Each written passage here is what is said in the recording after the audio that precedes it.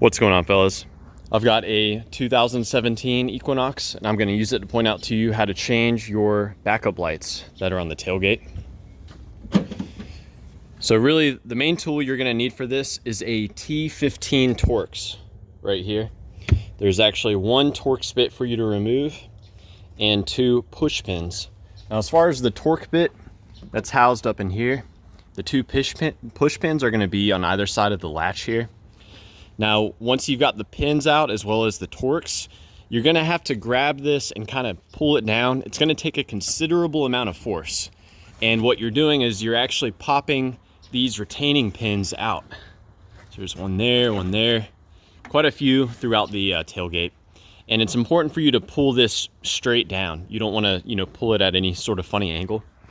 And you actually don't have to remove it all the way. If you get it dropped down enough for you to get to the bulb, that's good enough.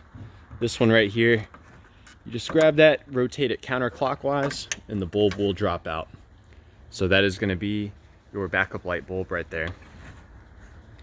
And as far as getting the bulb out, real simple. You just grasp it and kind of wiggle it out of the socket there. So yeah, I hope this was helpful. Let me know if you guys have any questions or any advice about replacing your backup light bulb on your Equinox. And thanks for watching. It only goes back in one way.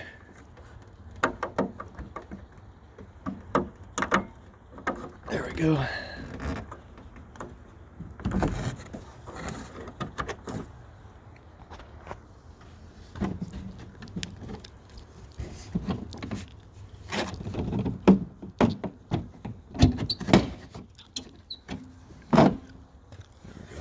It's a better look.